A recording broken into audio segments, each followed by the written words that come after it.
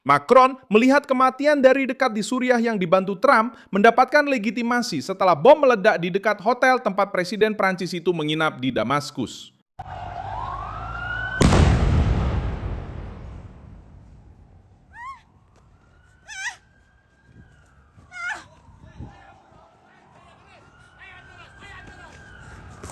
Serangan itu terjadi pada hari Selasa 7 Juli 2026, di hari kedua kunjungan Emmanuel Macron ke pemerintahan Ahmed al-Sarraj, pria kuat baru Suriah yang menggulingkan Bashar al-Assad. Dan sekarang mencoba menjual citra stabilitas kepada Barat. Selamat datang di Istana Rakyat dan selamat datang di Suriah Baru. Hari ini, di ruangan ini, berkumpul denyut nadi bahan baku industri dan ekonomi. Siapapun yang ingin merasakan denyut nadi rakyat di dunia, mendengarkan pesawat-pesawat, menyaksikan bandara-bandara, melihat di mana pasokan energi dan air tidak terputus, mengamati pembangunan rumah sakit, dan membaca tentang pabrik serta kilang. Istana Rakyat menyambut Anda semua agar dapat melihat seperti apa jalan kenabian negara kita. Macron tidak terkena dampak karena dia sudah meninggalkan wilayah tersebut dan berada di istana kepresidenan, sedang bertemu dengan al-Sarraj ketika kawasan Four Seasons dan Kementerian Pariwisata diguncang oleh ledakan. Pihak berwenang Suriah menyebutkan ada 18 orang terluka, termasuk polisi, dan sejauh ini belum ada organisasi yang mengaku bertanggung jawab. Dalam pemberitaan yang beredar pada jam-jam pertama, dilaporkan terjadi 3 ledakan. Penyelidikan dari kantor berita internasional mengonfirmasi adanya 2 bom rakitan. Kejadian itu terjadi di luar perimeter keamanan Macron. Kunjungan tetap berlanjut, namun pesannya tegas. Suriah baru yang coba dirangkul oleh Macron dengan perusahaan-perusahaan Prancis di dalam koper dan dukungan Barat di meja, bahkan belum mampu menguasai jantung ibu kotanya sendiri.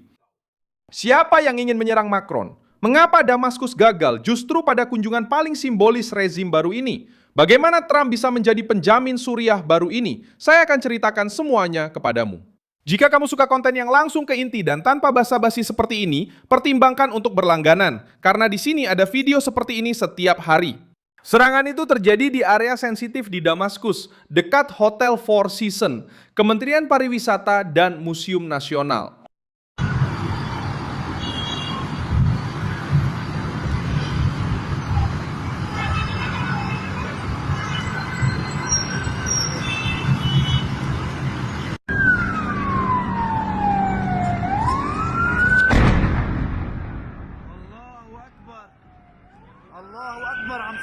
Apa ini? Apa ini? Macron telah menginap semalam di hotel dan pergi tak lama sebelumnya menuju istana kepresidenan.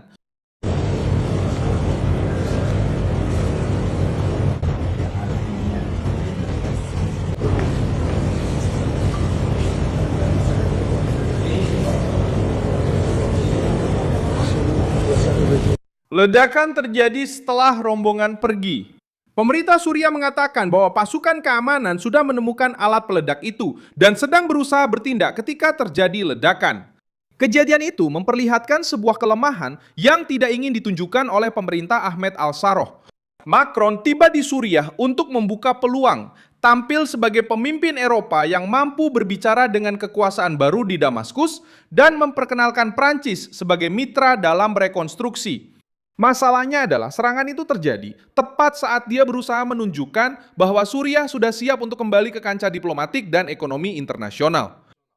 Perjalanan ini dianggap bersejarah karena menandai kunjungan pertama kepala negara Uni Eropa ke Suriah sejak jatuhnya Bashar al-Assad pada tahun 2024. Orang Prancis itu membawa eksekutif dari Total Energies dan CPCMA CGM, 2 raksasa Prancis yang bergerak di bidang energi, transportasi, dan logistik. Agenda pembahasannya adalah rekonstruksi, kontrak, koridor perdagangan, penerbangan, perbankan, dan pengembalian sebagian aset yang terkait dengan keluarga Assad lama. Prancis ingin masuk lebih awal ke dalam arena baru Suriah. CMA-CGM menandatangani perjanjian untuk mengoperasikan kargo udara di Bandara Internasional Damaskus dan mengembangkan pelabuhan-pelabuhan darat. Total Energies membahas kontrak pemutusan dan eksplorasi. Ahmed al-Sarraj menggunakan kunjungan tersebut untuk menyatakan bahwa ia ingin Prancis sebagai mitra utama. Dia mengatakan bahwa setelah krisis di Selat Hormuz, dunia menyadari pentingnya koridor perdagangan yang aman dan bahwa geografi Suriah kembali memainkan peran vital. Izinkan saya berbicara tentang Suriah yang agung, tentang sebuah wilayah yang secara strategis dilemahkan, yang menghubungkan Laut Mediterania ke Teluk dan Irak, dan hanya berjarak beberapa jam dari rute saya saat ini. Dan setelah krisis 5 tahun terakhir yang kita semua alami, tahun ini dunia meninggalkan nilai-nilai seperti zona penyangga, perjalanan, dan keluarga kerajaan. Dan ada arti penting secara geografis. Pidato tersebut menunjukkan ambisi pemerintahan baru, mengubah Suriah menjadi jalur penghubung antara Teluk, Irak, Turki, dan Mediterania. Jika laut menjadi risiko, Damaskus mencoba menawarkan daratan sebagai solusi. Disinilah dukungan dari Trump berperan. Presiden Amerika Serikat sudah memperlakukan Al-Sara sebagai sosok yang berguna untuk menata ulang Timur Tengah. Pada bulan Juni, Trump mengatakan bahwa dia telah berbicara dengan pemimpin Suriah tentang Hizbullah di Lebanon. Dia juga memuji Al-Sarraj, mengatakan bahwa dia bukan orang suci, tetapi telah melakukan pekerjaan yang mengesankan untuk mempersatukan Suriah. Pernyataan itu memperjelas taruhan Amerika, menggunakan pemerintahan Suriah yang baru untuk melawan pengaruh Iran dan Hizbullah, meskipun pemerintahan itu masih memiliki masa lalu yang kelam dan keamanan yang rapuh. Macron mencoba mengambil peran Eropa dalam taruhan yang sama. Sementara Trump membuka jalan politik, orang Prancis itu mencoba masuk dengan perusahaan, diplomasi, dan modal simbolis. Namun, bom-bom di dekat hotel menunjukkan resiko dari terburu-buru ini. Al-Sara ingin pengakuan internasional, ingin dana rekonstruksi, dan ingin keluar dari citra sebagai mantan komandan yang terkait dengan Al-Qaeda. Ledakan-ledakan lain di pusat Damaskus, tepat saat kunjungan Presiden Eropa, memberitahu dunia bahwa transisi ini masih dikelilingi oleh keretakan. Para analis yang diwawancarai oleh media internasional mengatakan bahwa delegasi Prancis mungkin menjadi targetnya. Apakah seseorang berhasil mengguncang Damaskus? Pada saat Suriah baru ingin terlihat dapat dipercaya. Serangan itu juga terjadi beberapa hari setelah ledakan lain di sebuah kafe di pusat Damaskus, dekat Istana Kehakiman. Serangan itu menewaskan dan melukai beberapa orang, serta menimbulkan kecurigaan terhadap sel-sel negara Islam dan kelompok-kelompok yang ingin menggagalkan transisi. Rangkaian kejadian ini mengkhawatirkan karena menunjukkan bahwa masalahnya bukan hanya insiden yang terisolasi. Ini adalah perebutan kendali, rasa takut, dan otoritas di dalam sebuah ibu kota yang sedang berusaha meyakinkan para investor asing bahwa ibu kota itu siap menerima investasi. Kepemimpinan baru Suriah berusaha menampilkan diri sebagai moderat, namun tetap mendapat ketidakpercayaan dari kelompok minoritas agama dan kelompok internal. Al-Shara sendiri telah berjanji untuk bersikap inklusif, namun Suriah mengalami berbagai insiden kekerasan sektarian yang parah setelah jatuhnya Assad. Orang Kristen, Druze, Alawit, dan kelompok lainnya masih memandang kekuasaan baru ini dengan penuh kekhawatiran. Serangan terhadap gereja Mar Elias di Damaskus pada tahun 2025 semakin memperkuat suasana ketakutan di kalangan umat Kristen. Trump tahu hal itu, tetapi dia bekerja dengan logika kekuatan. Baginya, Al-Sarraj mungkin cukup keras untuk menghadapi Hizbullah dan mengurangi pengaruh Iran. Masalahnya adalah ketika seorang pemimpin dengan masa lalu seperti itu mendapat restu dari Washington dan sambutan hangat dari Macron, pertanyaannya semakin besar. Apakah Barat benar-benar membeli stabilitas yang nyata? Atau hanya bertaruh pada orang kuat lain untuk menyelesaikan masalah lama? Pembicaraan tentang Lebanon membuat hal ini semakin jelas. Trump sudah mengangkat kemungkinan pasukan Suriah membantu dalam memerangi Hizbullah. Al-Shara secara terbuka menolak gagasan untuk masuk ke Lebanon dengan alasan bahwa hal itu bisa memicu ketegangan sektarian. Macron juga memperingatkan agar tidak ada intervensi Suriah di perbatasan Lebanon. Namun, tekanan dari Amerika tetap ada, dan Suriah telah menjadi bagian dari permainan yang lebih besar, yang melibatkan Israel, Iran, Lebanon, Turki, dan Amerika Serikat. Turki kini menjadi faktor penting dalam persamaan ini. Trump memuji Recep Tayyip Erdogan dan mengatakan bahwa Turki telah menjadi negara yang kuat secara militer.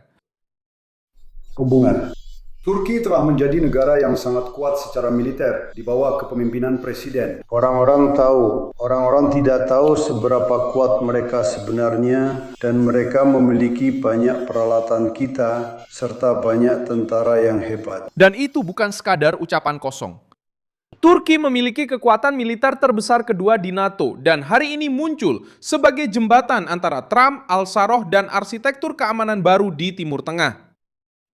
Karena Presiden tahu kan, kita punya hubungan yang sangat baik dengan pemimpin baru Suriah. Dan dia telah melakukan pekerjaan yang luar biasa. Dalam 1,5 tahun, dia berhasil menyatukan seluruh negara. Dan saya punya hubungan yang sangat baik dengannya. Dan seseorang berkata, ya, dia agak keras untuk ditempatkan di sana. Saya menyetujuinya bersama dengan Presiden. Kami berdua benar-benar menginginkannya. Dan dia telah melakukan pekerjaan yang hebat. Dia telah melakukan pekerjaan yang hebat. Dia berhasil menyatukan semuanya. Itu bukan pekerjaan yang mudah. Dan di Ankara, Trump juga menyatakan bahwa dia berniat mencabut sanksi terhadap Turki dan mempertimbangkan penjualan jet tempur F-35 Topik yang secara langsung mempengaruhi keseimbangan militer di kawasan tersebut. Hal ini membantu menjelaskan mengapa Macron pergi ke Damaskus sebelum KTT NATO di Turki. Prancis berusaha untuk hadir sendiri di Suriah sebelum tatanan regional baru ditentukan hanya oleh Washington dan Ankara. Macron ingin tampil sebagai pemimpin Eropa yang berpengaruh, mampu berbicara dengan Al-Sharah, bernegosiasi soal rekonstruksi, dan menempatkan perusahaan-perusahaan Prancis di pusat pemulihan Suriah. Sementara Macron berusaha menonjol di luar Prancis, politik Prancis sedang memanas di Paris. Marine Le Pen menerima keputusan pengadilan yang pada praktiknya tetap memungkinkan dirinya mencalonkan diri dalam pemilihan presiden 2027. Namun dengan syarat berat, pemantauan elektronik selama setahun. Prancis mencoba sampai saat ini.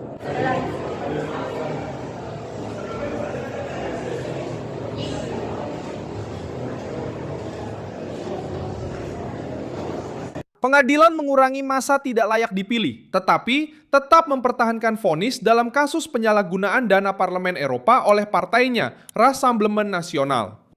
Bagi banyak kaum konservatif, pembacaan politiknya sudah jelas. Ketika sayap kanan tumbuh, sistem hukum menjadi medan pertempuran. Emmanuel Macron menghindari berkomentar tentang keputusan Marine Le Pen saat konferensi pers di Suriah. Ia mengatakan bahwa seorang presiden tidak seharusnya berbicara tentang keputusan pengadilan. Presiden Prancis itu sedang berada di Damaskus, mencoba memberikan legitimasi kepada pemerintah yang memiliki latar belakang jihad, sementara lawan utamanya di dalam negeri menghadapi pembatasan yang bisa membentuk pemilu Prancis. Al-Sharah ingin menjual Suriah sebagai koridor aman setelah krisis Hormuz. Tetapi, pada hari ketika tamu barat paling penting tiba di ibu kota, bom-bom berbicara lebih keras daripada kesepakatan-kesepakatan. Terima kasih banyak telah menonton video ini sampai akhir. Dukung proyek kami dan berkontribusilah secara finansial melalui kunci Pix yang muncul di layar Anda. Dukung kami, Somos adalah saluran independen yang fokus untuk memberi Anda informasi yang benar. Kontribusi Anda membantu kami untuk terus bertahan.